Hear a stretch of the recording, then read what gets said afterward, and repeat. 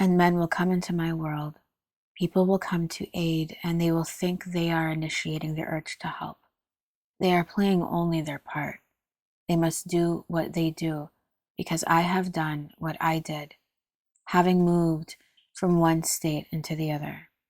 I have altered my relationship relative to the world roundabout, and that changed relationship compels a change in behavior relative to my world. So they have to act differently towards me. There's a lot of confusion surrounding what it means to live from the end, especially when discussing the desire of attracting a specific person. A lot of us still can't understand how the practice of self-love could lead to romantic fulfillment, or a fulfillment of whatever your desire may be, or how changing one's own state of being could be all that is necessary in order to achieve whatever it is you're intending. I think it's incredibly unfortunate because it is such a slippery slope, putting your own power in the possession of another, or putting your energetic focus solely on another. Recently, I've uploaded a few videos that are creating a tiny bit of misunderstandings. They're inspiring discomfort in some and clarity in others. I genuinely care to clarify and validate those opinions and lessons shared in previous videos, but I figured this time I would use the help of a lecture that I've had stored in my computer for some time now. I'm hoping I can make this video be the only video you would ever need to watch on how to manifest things in your life, especially people. Changing the Feeling of I is a lecture Neville Goddard held back in 1953. Together we'll read this and discuss the finer details. Surely by the end of this, we should all be on the same page on how to manifest things and people into our own lives.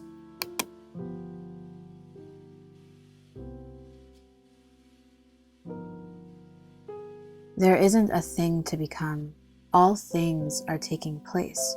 So it is written in this manner: Thy will must be being done.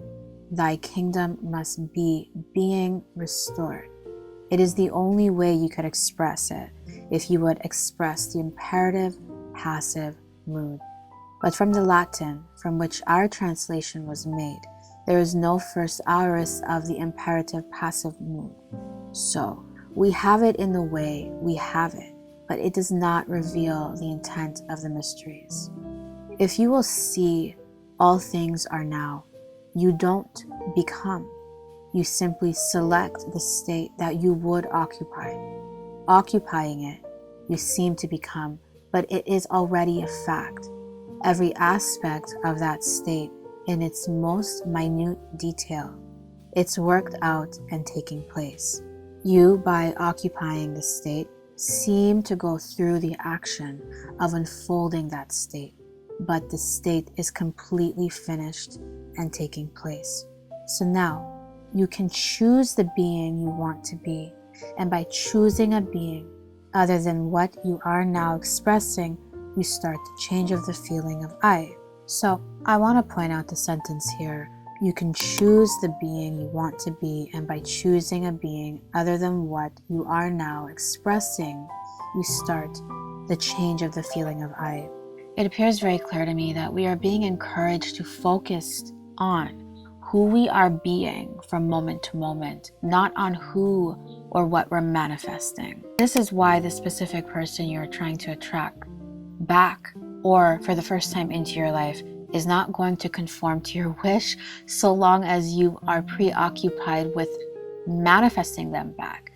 You're focused solely on attracting them back, as opposed to simply choosing the being you want to be, as opposed to simply occupying the state that you would be in were you to naturally have them in your life right now.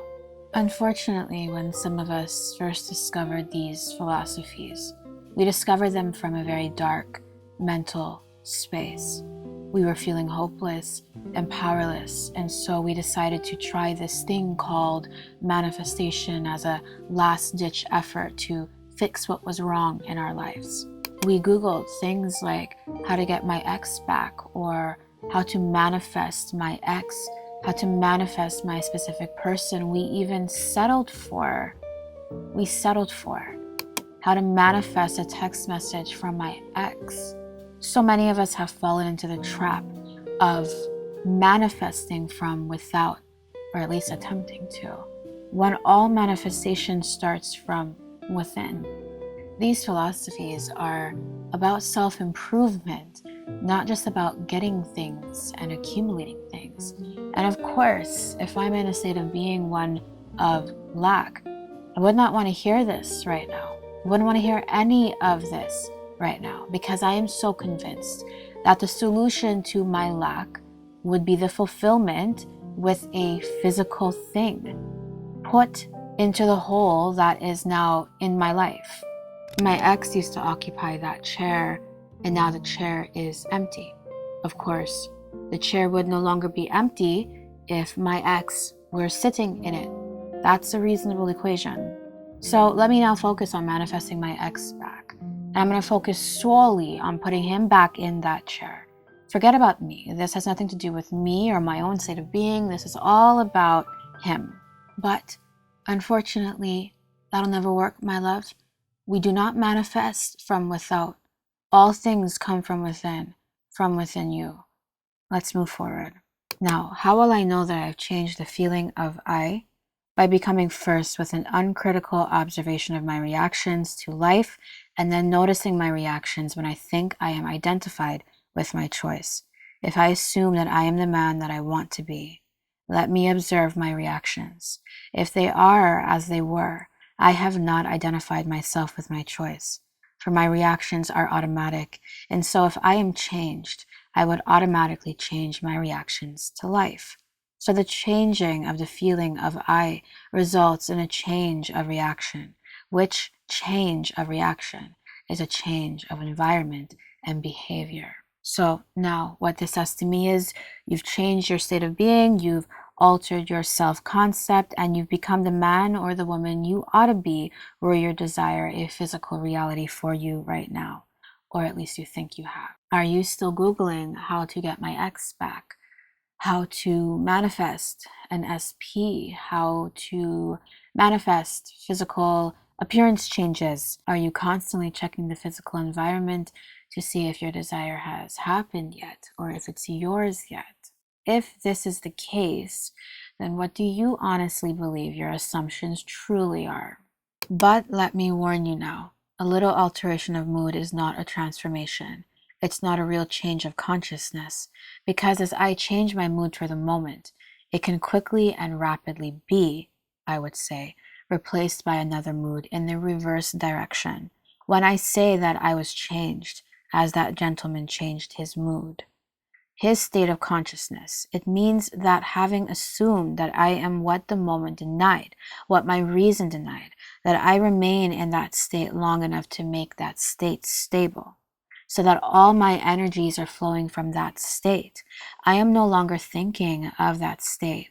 I am thinking from that state. That's really huge. Let me say that one more time. I am no longer thinking of that state. I am thinking from that state, so that wherever a state grows so stable as to definitely expel all of its rivals, then that central habitual state of consciousness from which I think defines my character and is really a true transformation or change of consciousness.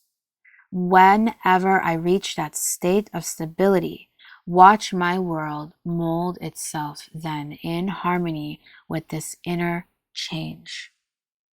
And men will come into my world. People will come to aid, and they will think they are initiating the urge to help. They are playing only their part.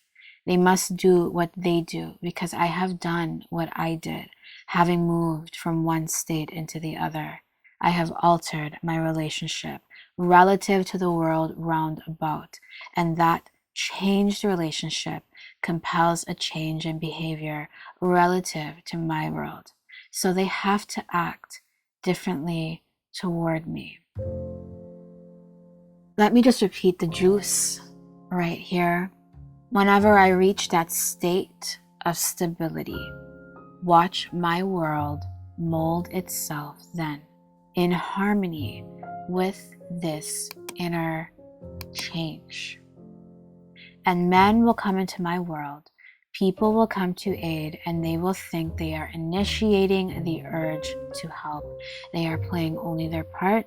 They must do what they do because I have done what I did, having moved from one state into the other. And there are no other clearer words that could be offered at this point to summarize the formula to manifesting anything in life, including specific people. It starts from within. To manifest anything in your life, you must make that inner change first.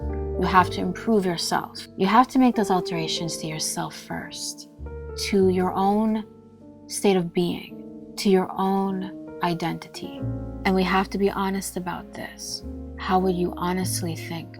How would you honestly feel? How would you honestly behave? Who would you honestly be were your desire part of your circumstance right now? This has absolutely nothing to do with anybody else. This has been and always will be all about you and what's going on within you. You need to focus internally until you find that harmonious state, and then you occupy it. And with that being said, thank you for watching this video. I truly do hope you enjoyed it. If you did, I trust you'll give this video a thumbs up and subscribe to this channel for more content just like this one. So how did you like today's video, and what video would you like to see next? Let me know in the comment section down below. I can't wait to see you in the next video. Toodles.